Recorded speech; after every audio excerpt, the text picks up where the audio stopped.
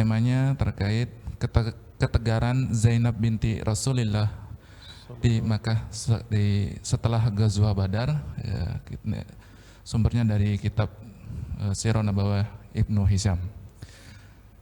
Dan seperti biasa kami mengajak jemaah sekalian untuk saling mendoakan sesama muslim dan perusahaan kita, utamanya yang sedang sakit atau musibah lainnya atau ujian lainnya. Semoga Allah senantiasa menguatkan iman Islamnya, dan yang sedang sakit Allah angkat sakitnya. Ala hadinnya wa qul niyatin sholiyah. Al-Fatihah. A'udzubillahi minasyaitonir rajim.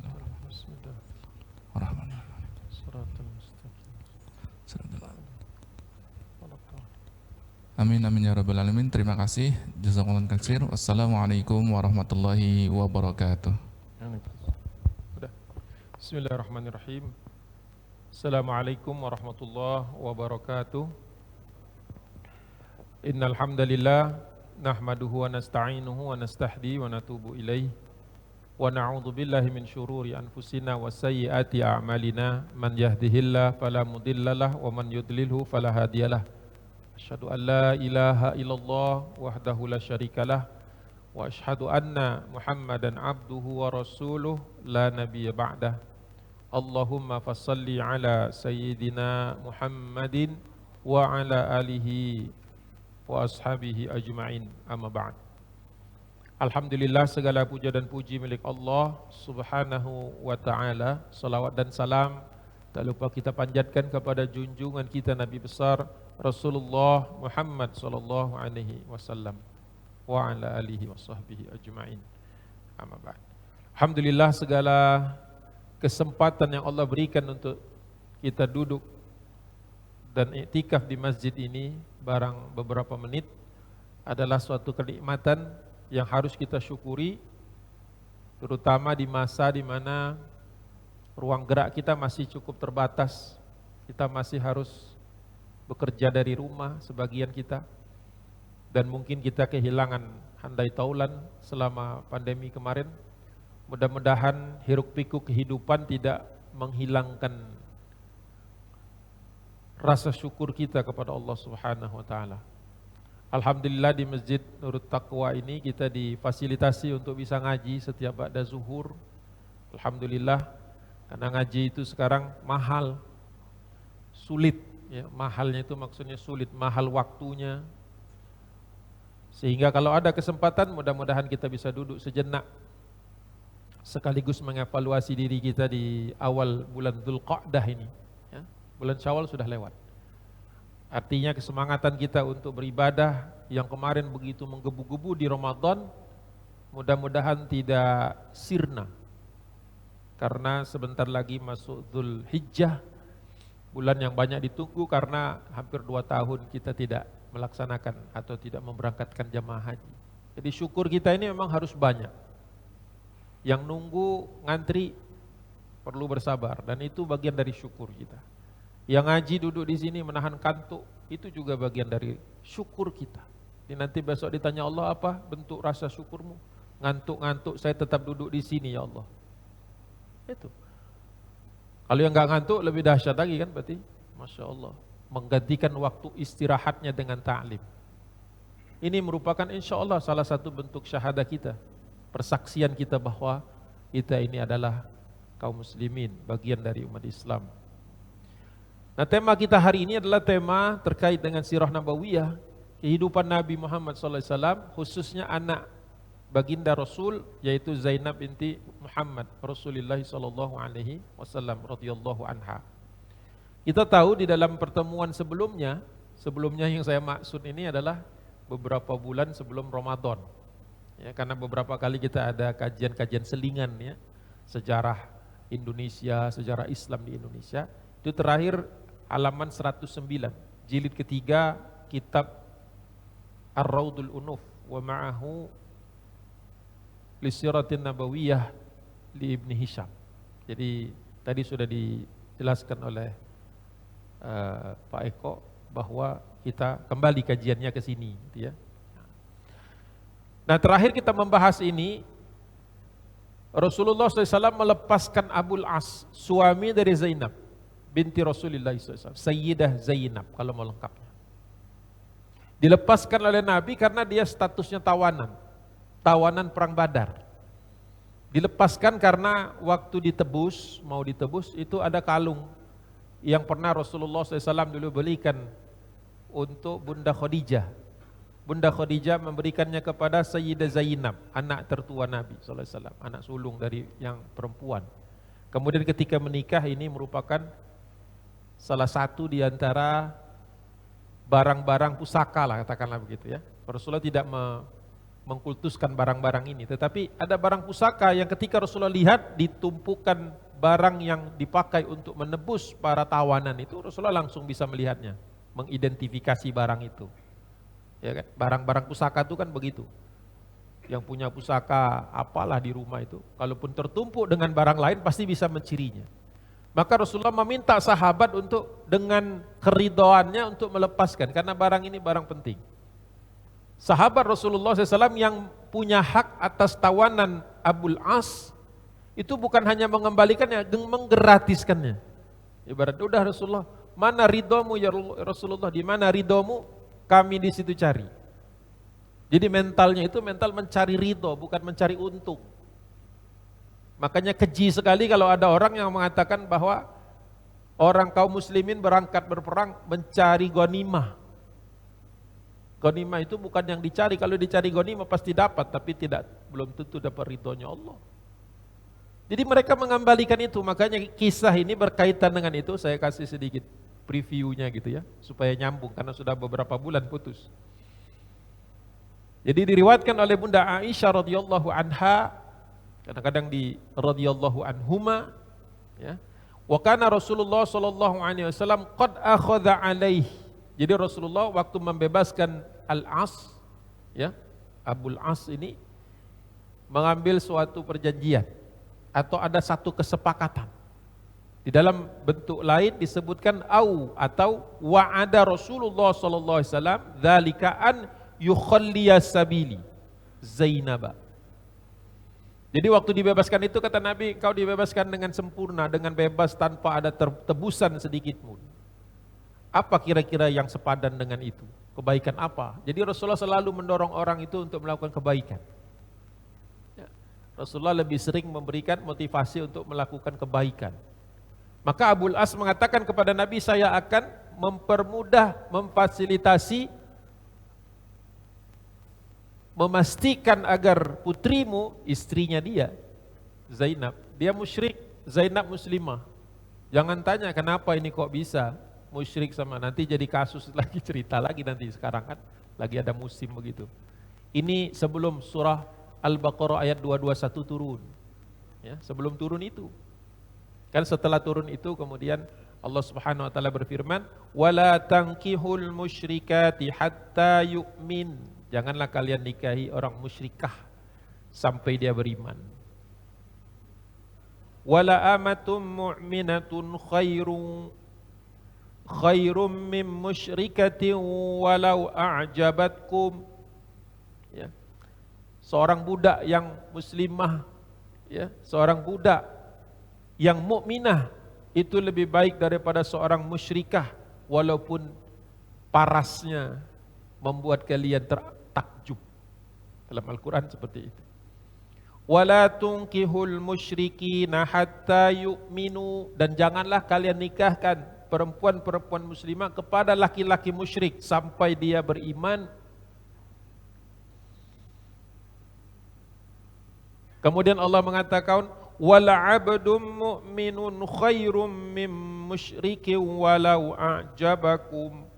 Karena sesungguhnya seorang hamba sahaya statusnya itu budak, yang mukmin itu lebih baik untuk dinikahi daripada laki-laki musyrik, walaupun dia itu kelihatannya parasnya ganteng, cakep dalam Al-Quran.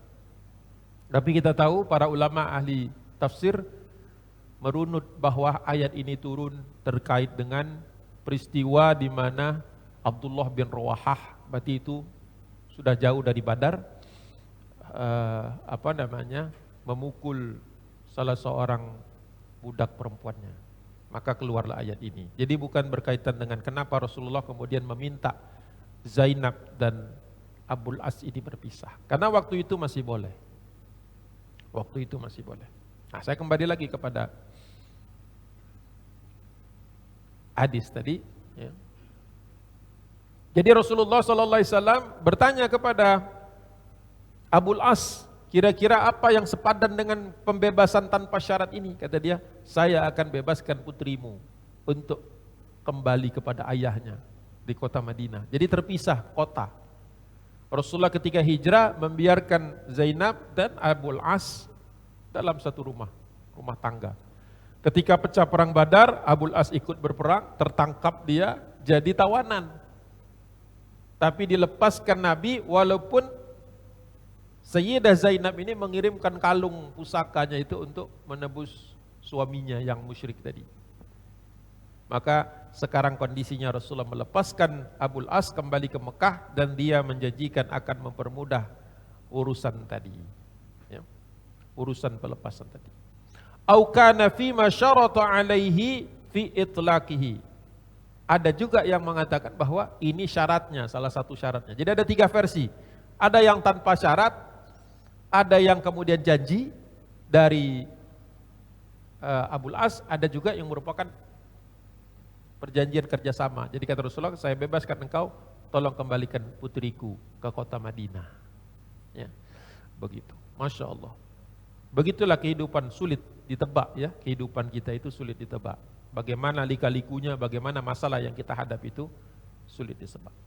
Walam yadhharu dzalika minhu wala min Rasulillah sallallahu alaihi wasallam. Tidak kelihatan ini, bukan satu perjanjian yang tertulis dan tidak ada pula yang mengatakan bahwa ini sesuatu yang harus dilakukan. Jadi betul-betul Rasulullah mempercayai Abul As, dia akan memenuhi janjinya.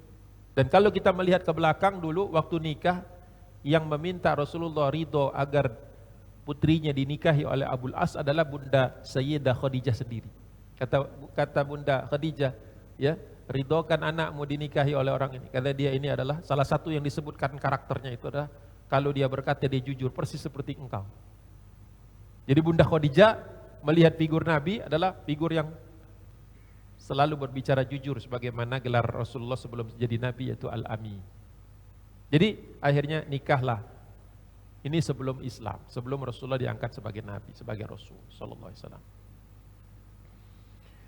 Faya'lamu ma huwa illa annahu lamma kharaja Abul As ila Makkah wa khulliya sabiluhu. Dan ini ternyata baru kita ketahui karakternya, jujurannya dia ini adalah ketika dia kembali ke Mekah, ternyata betul-betul sesuai dengan janjinya. Dia menyiapkan anak Rasulullah untuk kembali ke pangkuan Rasul, artinya kembali ke kota Madinah. Nah, oleh sebab itu Rasulullah SAW mungkin jaga-jaga juga Nabi, ba'atha Rasulullah SAW Zaid bin Harithah. Siapa Zaid bin Harithah? Zaid bin Harithah itu pernah dulu statusnya menjadi anaknya Rasul, anak angkat. Aslinya dia adalah budak yang juga dibeli oleh salah seorang keluarga dari Bunda Khadijah. Dihadiahkan kepada Bunda Khadijah menghadiahkannya kepada Nabi. Maka Zaid bin Harithah ini salah satu di antara orang yang tinggal bersama di dalam rumah Rasul, bersama juga dengan Ali bin Abi Thalib, termasuk orang-orang yang pertama masuk Islam. Maka dikirimlah oleh Nabi SAW Zaid bin Harithah warijalan, dan seorang laki-laki minal Ansor. Jadi ada 2 orang yang dikirim Nabi SAW untuk menjemput putrinya, tapi tidak masuk ke kota Mekah karena statusnya masih berperang. Kata Nabi SAW bersabda kepada mereka berdua, faqal kuna bibatni Ya'jaj hatta tamurru bikuma Zainab. Berangkatlah kalian tapi jangan sampai Mekah, sampai ke kampung orang-orang Ya'jaj. Dan tunggulah di sana sampai Zainab putriku datang. Kalau sudah datang, fatashabaha hatta ta'tiyani biha. Kawal mereka, kawal dia dalam perjalanan kembali supaya bisa bertemu dengan aku. Ya. Fa kharaja makanahuma wa dzalika ba'da badrin bisyahrin. Dan itu kejadian kurang lebih sekitar 1 bulan setelah perang Badar selesai. Falamma qadima Abul As Makkah amaraha biluhuki bi abiha fa kharajat tajahhazu. Ketika sampai di Mekah dipanggil istrinya yaitu Zainab, Sayyidah Zainab binti Rasulullah, diperintahkan kepada dia, bersiaplah engkau untuk kembali kepada ayahmu, memenuhi janjinya.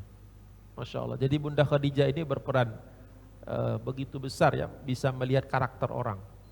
Jadi kalau kita lihat di sini mencari mencari menantu di antara salah satu di antara karakter dasar setelah beriman kepada Allah dan Rasulnya juga adalah kejujuran.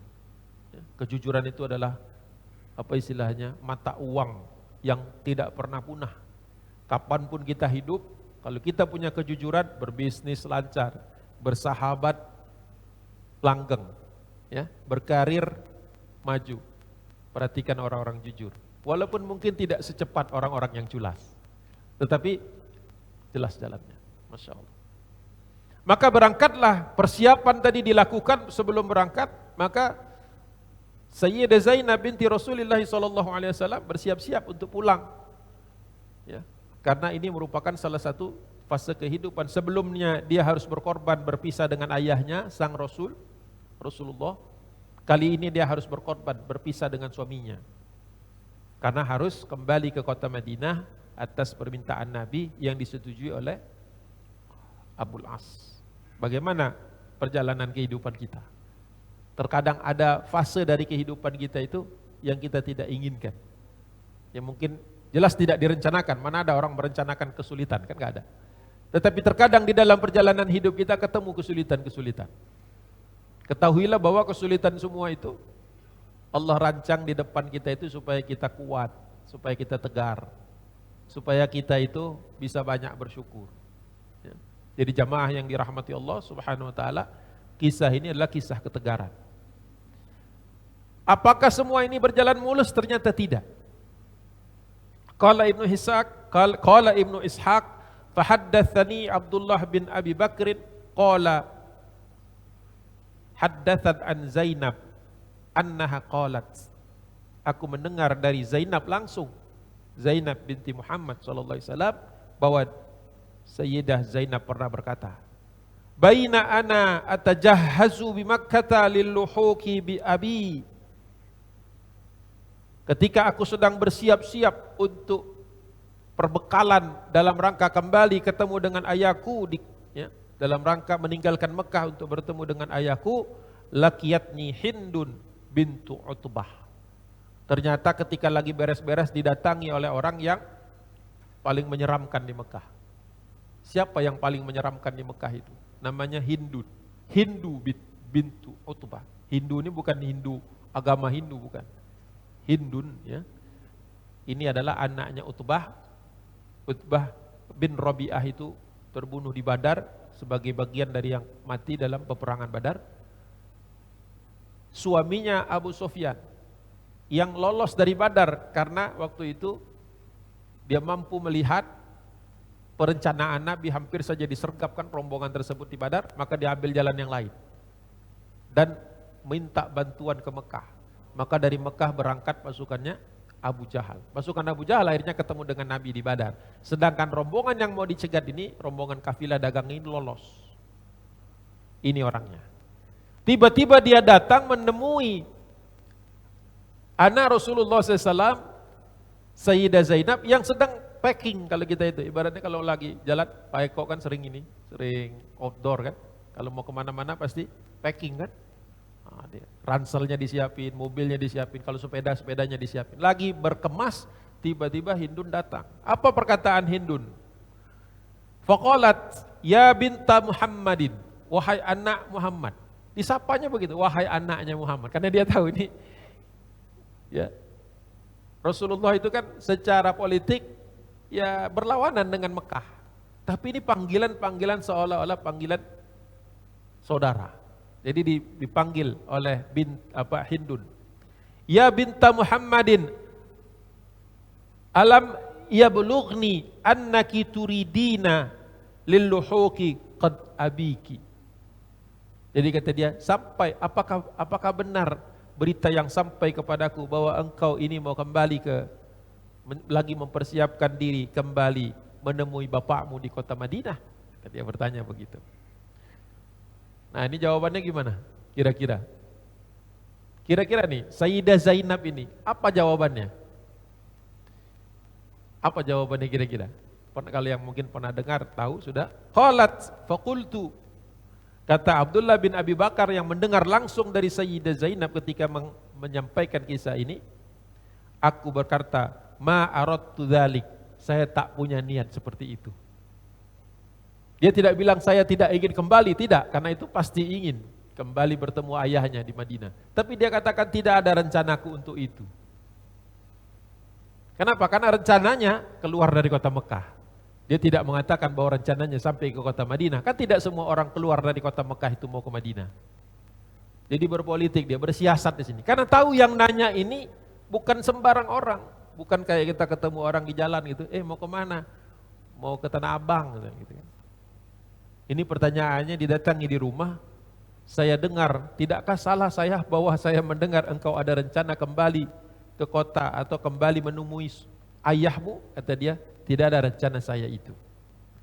Faqalat, berkata bin Hindun, karena dia tidak percaya ini, pasti ada rencana lain kata dia. Ai ibnata ammi, wahai anak pamanku. La taf'ali, jangan begitu kata Hindun. Ya. In kanat laki hajatun bimata'i mimma yarfuqu biki fi safariki. Kalau saja engkau punya kebutuhan berupa bekal dalam rangka perjalanan yang panjang, langsung pertanyaan tentang Madinah dia cancel. Au bimalin, atau kau butuh harta, tataballagina bihi ila abiki, dan kau butuh harta untuk biaya sampai kepada bapakmu, fa indi hajatik, saya bisa memenuhinya. Jadi kata dia, jangan ngomong begitulah, kita kan masih saudara.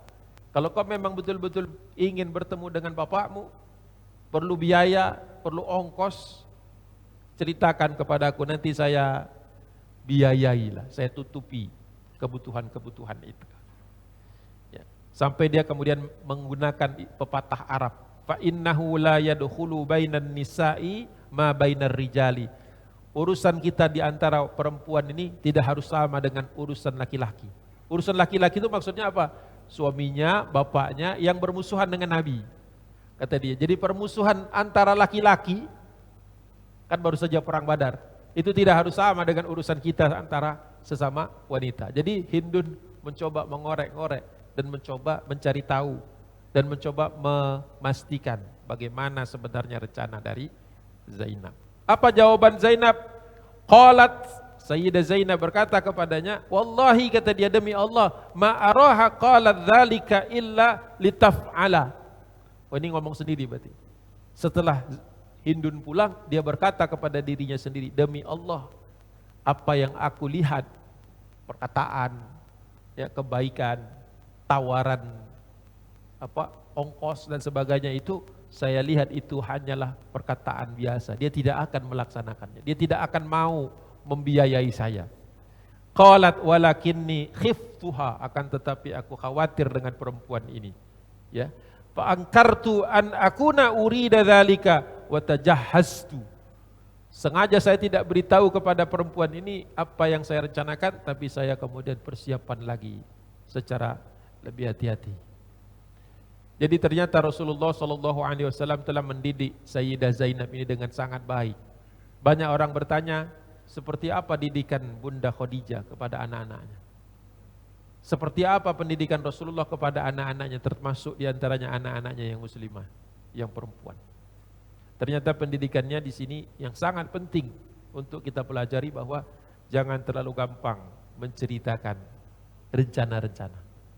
Jangan terlalu gampang membuka hal-hal yang tidak perlu. Sebagai contoh misalnya, mungkin saja anak kita mungkin suatu saat di rumah sendirian, tiba-tiba ada yang ketok-ketok rumah kan. Saya selalu ingatkan kepada anak-anak, terutama yang masih kecil-kecil, kalau sementara misalnya setengah jam atau 45 menit dia mungkin di rumah sendirian, mungkin pulang dari sekolah, kakaknya yang besar belum pulang, atau saya dan istri belum nyampe rumah, saya selalu ingatkan, kalau ada orang mengaku-ngaku atas nama ayah dan ibu, mengambil barang lah, Ya, atau nanya-nanya di rumah, bapak di mana, ibu di mana, jawab saja. Pertama tidak tahu, yang kedua ada.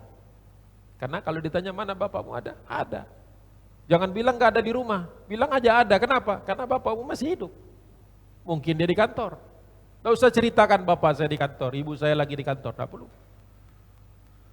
Kalau dia ada pesan bilang, kirim langsung saja pesannya ke ayah dan ibu. Ya, takut hilang dan sebagainya. Kalau ada dia mengatakan mau ngambil barang, nih disuruh bapak mau ngambil barang, bilang nanti saja, suruh sama ayah. Dan dalam kondisi apapun jangan buka pintu kalau kau sendirian di rumah. Bunda Zainab ditanya sama Hindun, mau kemana? Apakah benar kau mau pulang ke kota Madinah? Kalau diceritakan semuanya, kita tidak tahu tindakannya seperti apa. Jadi ternyata di dalam hadis-hadis Rasulullah SAW ini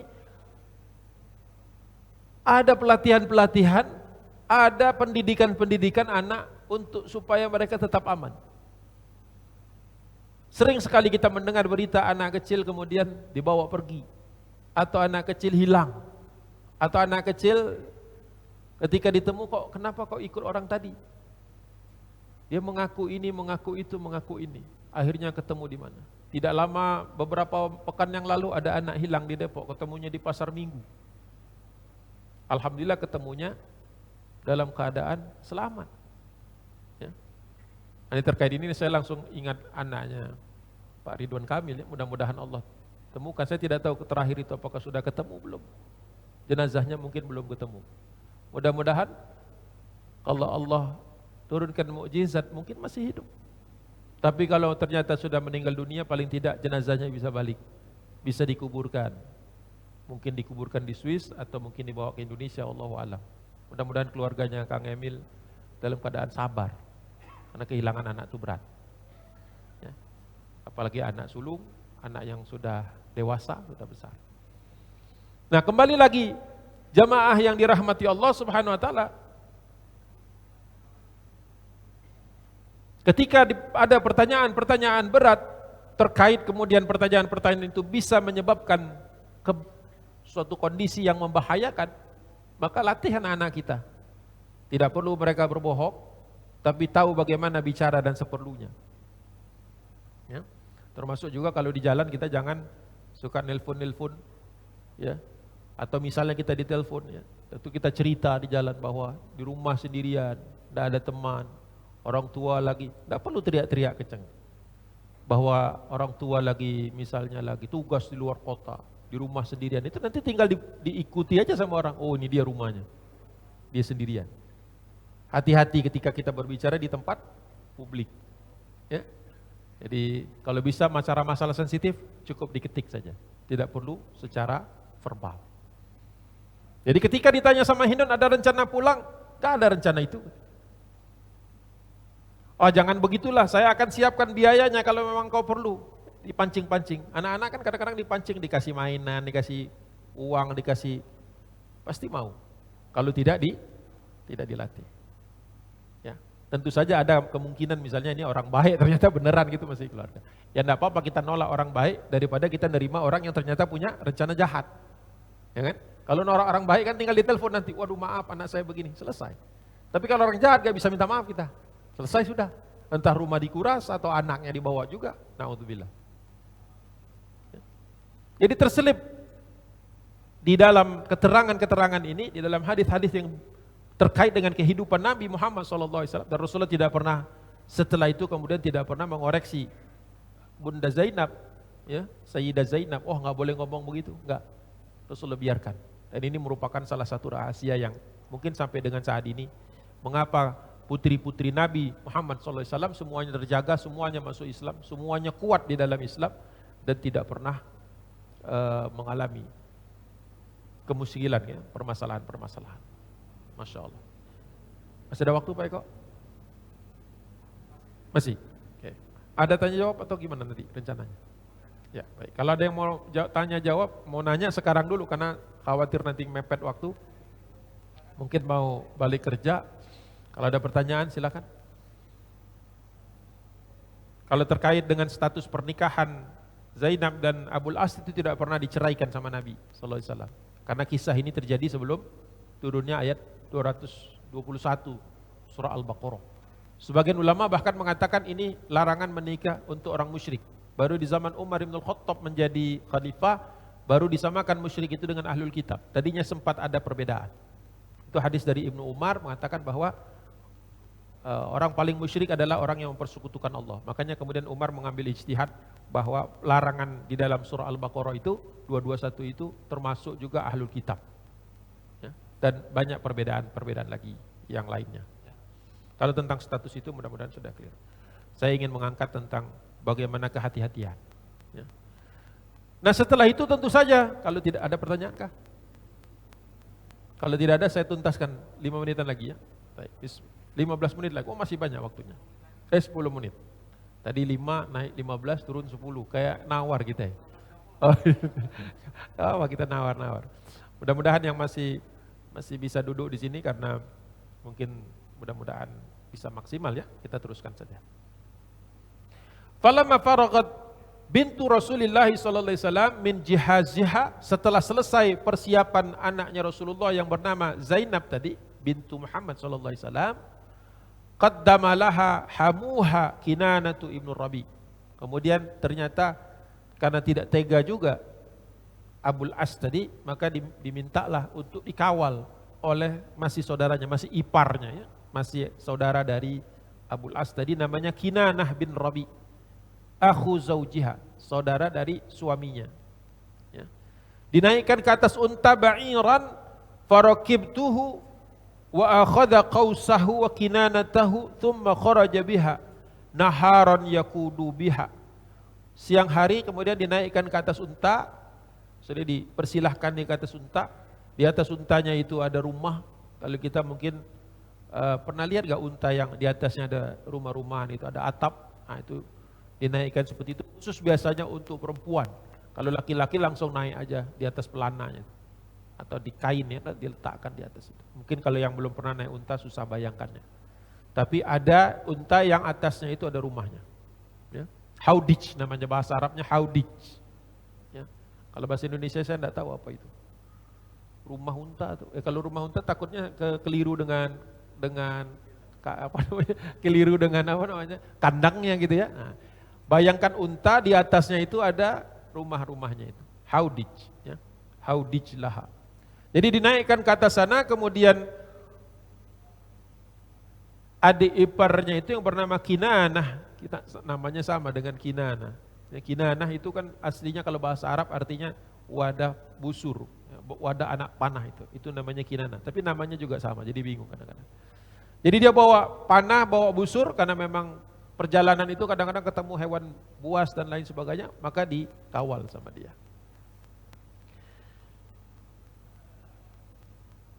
Berangkat di siang hari, wa tahaddatsa bidzalika rijalun min Quraisyin. Orang-orang laki-laki Quraisy mulai membicarakan, wah ini kok bisa nih anaknya Rasulullah lepas, sedangkan kita sedang berperang dengan ayahnya. Kira-kira pembicaraan seperti itu.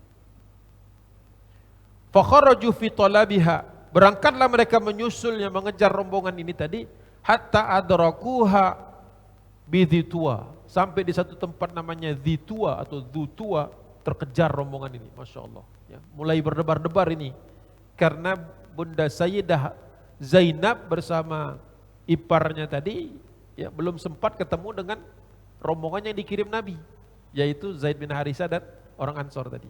Jadi masih dalam perjalanan itu sudah terkejar oleh rombongan orang Quraisy yang tidak ridho, tidak sudi Bunda Zainab ini lolos dari tangan mereka. Entah apa yang mereka mau lakukan. Fakana awwala man sabaqa ilaiha Hubbar ibnul Aswad. Yang pertama kali menyusul dan mengejarnya sampai ke tempat itu namanya Hubbar bin Aswad. Ya. Farau'aha Hubbar bin Ramhi wahya fi haudajiha wa kanat timra'atu hamilan. Masya Allah. Hubbar datang ke sana, kedatangan dia bawa tombak sehingga unta tadi terkaget, sehingga Bunda Zainab terjatuh dari atas unta tersebut, dan dikabarkan beliau waktu itu sedang mengandung, hamil anak yang kita tahu nantinya salah seorang di antara cucu Nabi yang bernama Umamah Umamah bintu Abul As, anak dari Zainab, walaupun usianya tidak panjang. Jadi jatuhlah beliau dan sakit tentu saja. Ya. Bahkan di sini salah satu riwayat mengatakan falamma rabi'at tarahat dza batniha. Ternyata perutnya itu berdarah. Jadi ketika jatuh tadi dari atas unta tentu tinggi jatuh dan terganggu kehamilannya. Jadi terganggu anak yang ada di dalam rahimnya itu terganggu. Tetapi ada catatan kaki dari Imam Al-Khasami As-Suhaili bahwa tidak sampai gugur. Karena ada hadis yang meriwayatkan bahwa karena anna Rasulullah SAW kana yusalli wa huwa hamilun Umamata binta Zainab. Ada satu hadis Rasulullah ketika sholat gendong Umamah. Jadi sholatnya Nabi, Allahu Akbar, anaknya naik-naik. Maka dipegang, tidak jatuh, dipegang. Jadi sholat sambil menggendong cucunya yang bernama Umamah. Jadi ini bertolak belakang kan, kalau yang satu tadi hadisnya mengatakan sampai terganggu kehamilannya, atau mungkin apa namanya kalau istilah kita itu keguguran mungkin begitu karena jatuh. Tetapi yang ini mengatakan ada pembandingnya dari Amru ibnu Aslam bahwa Rasulullah setelah peristiwa ini menggendong Umamah. Bahkan Rasulullah mengatakan barang siapa yang mencela Hubar maka tercelalah dia. Jadi Rasulullah sudah memaafkan, Masya Allah. Hati Nabi luas sekali.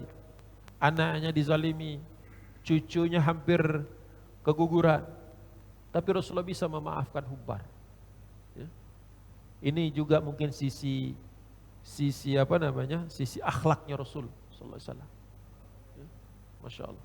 Nah, setelah jatuh kemudian hampirlah bertengkar karena Kinanah bin Rabi tadi merasa dia harusnya melindungi Bunda Zainab, gak bisa melindungi sampai jatuh kan. Maka dia menarik busur, sudah hampir bertengkar. Ya, sudah hampir bertengkar. Maka datanglah wa'ata Abu Sufyan. Faqala ayyuhar rajul kuffa anna nablaka hatta nukallimak. Wahai laki-laki, wahai orang-orang, kata dia, turunkan panah kalian, saya mau bicara dulu. Nah, akhirnya singkat kata karena waktu kita pendek, saya tidak perlu baca dari sini langsung terjemahkan saja. Jadi akhirnya kata Abu Sufyan, saya di satu sisi saya bisa memahami orang-orang Quraisy merasa terhina. Kok ada anaknya Rasulullah bisa keluar dari kota Mekah, padahal mereka lagi berkabung kalahnya perang Badar. Di satu sisi saya bisa memahami karena pastilah semua anak pasti mau balik ketemu ayahnya. Jadi begini saja, kembali dulu ke Mekah kata dia, jangan siang-sianglah perginya, jangan di depan orang banyak, tunggu dulu sampai orang-orang tidak lagi mempermasalahkan ini, orang gak lagi ngomongin ini, kalau bahasa kita itu sudah tidak trending lagi, nah udah mulai turun, kan kadang-kadang masalah itu kalau lagi trending, masih sama-sama kedua pihak bisa sama-sama kokoh gitu ya, kekeh gitu. Jadi kata Abu Sufyan gini aja deh, saya tidak mau menghalangi dia pergi, tapi saya juga mengerti perasaan orang-orang ini, tolonglah anaknya Muhammad ini, dia nggak ngomong Rasul kan karena dia belum beriman kepada Allah, anaknya Muhammad ini malam aja atau besoklah beberapa hari lagi ketika orang udah gak bicara, baru kemudian diantarkan. Nah, ketika diantarkan ketemulah kemudian dengan Zaid bin Harisah dan Ansor, maka serah terima itu, maka dikawal sampai ke Madinah, ketemu dengan Nabi SAW. Rasulullah awalnya marah dengan apa namanya, sempat apa istilahnya, bukan marah ya, artinya sempat emosional mungkin karena namanya anak gitu kan.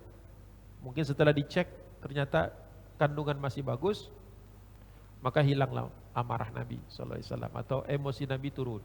Makanya Rasulullah bersabda, subba man sabbaka ya habbar atau ya hubbar. Celakalah orang yang masih mengecammu walaupun padahal saya sudah memaafkanmu, wahai hubbar.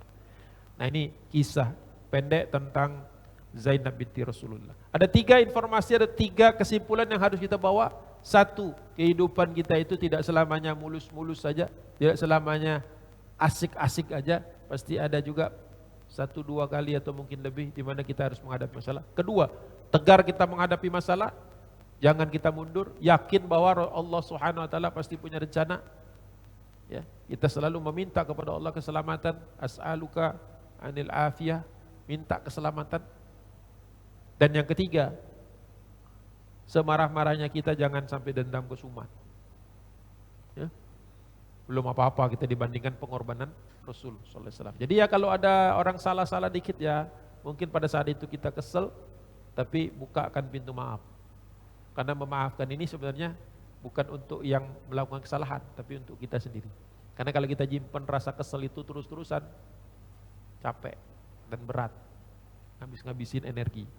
Maafkan, ikhlaskan, Allah senang dengan orang yang memaafkan. Nanti urusan di belakang bagaimana dia terjadi apanya, Allah yang lebih tahu mana yang aturnya. Ya, itu jadi 3 hal yang harus dibawa.